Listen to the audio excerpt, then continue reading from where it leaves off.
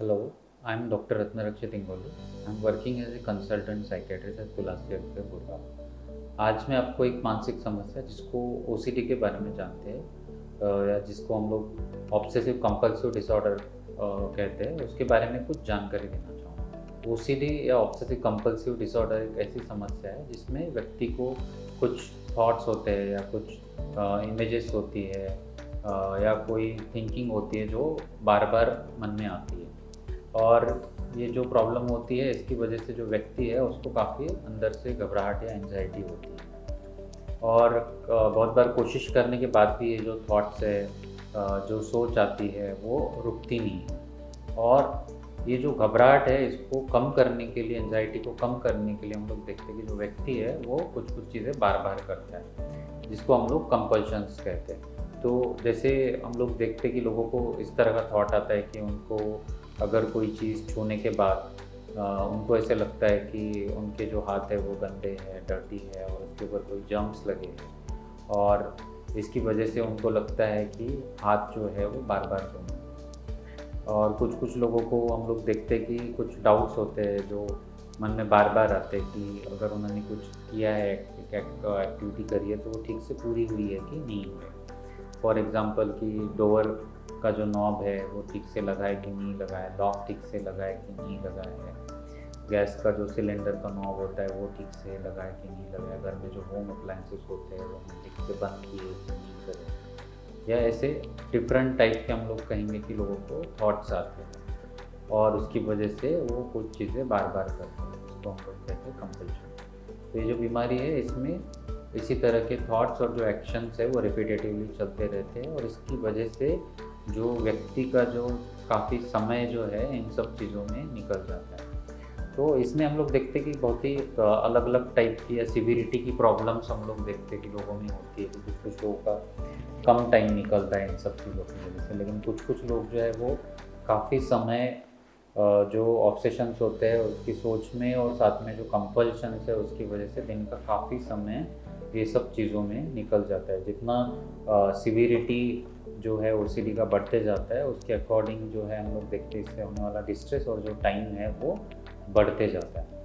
अब ओसीडी की वजह से सिर्फ साइकोलॉजिकल नहीं, हम लोग देखते हैं कि फिज़िकल भी प्रॉब्लम्स कुछ कुछ लोगों में स्टार्ट हो सकती है। जैसे कि फॉर एग्ज़ाम्पल अगर हम लोग कहेंगे कि अगर किसी को वॉश करने का कंपल्शन है या किसी को अगर ये थॉट्स आ रहे हैं कि उनका हाथ में गंदगी लगा है या कोई बॉडी पार्ट के ऊपर कोई जर्म्स लगे हैं, तो हम लोग देखते हैं कि वो काफ़ी समय जो है वो बॉडी पार्ट को क्लीन करने में लगा देते हैं। या घर में कोई चीज़ है जो क्लीन करनी है उसमें क्लीन करने में काफ़ी समय लगा देते हैं। या फिर उनके कोई रिचुअल्स बने होते हैं या कोई चीज़ को एक पर्टिकुलर तरीके से ही करना होता है तो उसमें जो हम लोग देखते हैं कि काफ़ी समय निकाल देते हैं लोग। तो इसकी वजह से अगर किसी को जैसे बॉडी वॉश करने का कंपल्शन है, हैंड वॉश करने का कंपल्शन है, तो डायरेक्टली हम लोग देखते हैं कि बहुत बार वो अपना जो बॉडी का जो पार्ट है उसको बार बार सोप लगाने से या पानी लगाने से हम लोग देखते हैं एक तरह से डर्मेटाइटिस का कंडीशन हो जाता है। या उनमें स्किन में जो हम लोग देखते हैं कि कुछ इन्फेक्शन जैसे फंगल इन्फेक्शन हम लोग देखते हैं कि कॉमन हो जाते हैं। फिर जो टाइम बाकी चीज़ों के लिए देना चाहिए, जो एक्टिविटी जो डेली की इम्पॉर्टेंट एक्टिविटी होती है जिसके लिए देना चाहिए वो बहुत बार नहीं दे पाते। फॉर एग्ज़ाम्पल बहुत बार लोगों को ऐसे होता है कि खुद का खाने का ध्यान रखना है, फिर एक्सरसाइज करना है, फिर हम लोग देखते हैं कि नींद प्रॉपर करना है। तो ये सारी चीज़ों को जो टाइम डेजिग्नेट करना चाहिए उसमें का बहुत सारा टाइम जो व्यक्ति है ओसीडी का वो ऑब्सेशंस या कंपल्शंस करने में लगा देता है। इसकी वजह से जो फिज़िकल हेल्थ है वो निगलेक्ट हो जाता है। हम लोग देखते हैं कि जिनको ओसीडी की प्रॉब्लम है उनमें फिज़िकल प्रॉब्लम ज़्यादा होती है। For example weight related issues है कि कुछ लोग अंडरवेट हो सकते हैं और कुछ लोगों को वेट जो है वो थोड़ा ज़्यादा हो जाता है। वज़न बाकी लोगों से जितना होना चाहिए उतना एक जो हेल्दी वेट का रेंज होता है वो नहीं होता है। या तो बहुत सारे लोग मील स्किप करने लग जाते हैं या एंजाइटी की वजह से जो प्रॉपर एक डाइट खाना चाहिए वो नहीं खा पाते हैं, उसकी वजह से वेट गेन की भी प्रॉब्लम्स हो जाती है। फिर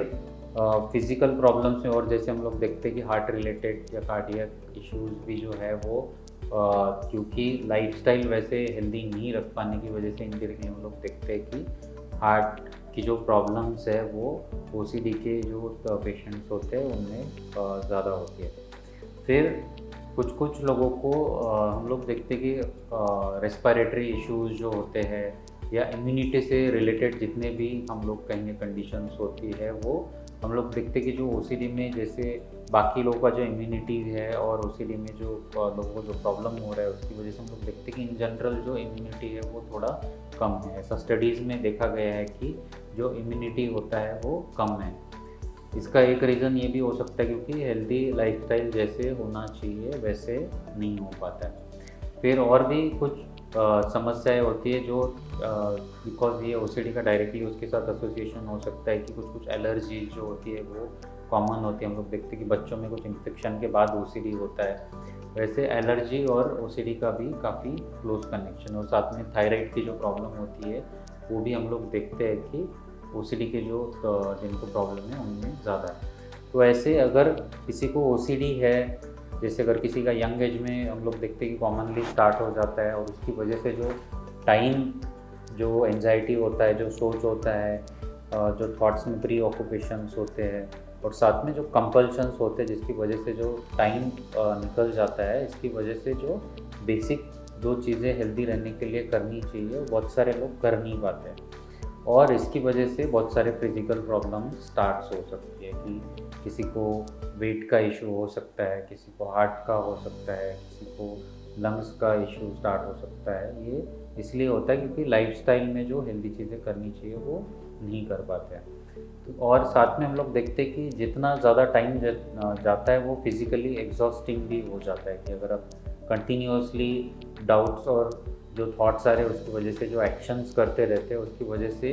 हम लोग देखते हैं कि कुछ कुछ लोगों को नहाने में काफ़ी टाइम लग जाता है। कुछ जो चीज़ें रिचुअल्स होते हैं वो बार बार करने में हम लोग देखते हैं कि काफ़ी समय निकल जाता है, तो वो फिज़िकली काफ़ी टायरिंग भी हो सकता है। तो ऐसे बहुत सारे हेल्थ कॉम्प्लिकेशंस हम लोग कहेंगे कि जिनको ओसीडी की प्रॉब्लम है उनको हो सकते हैं। तो अगर आप चाहते हैं कि ये सारी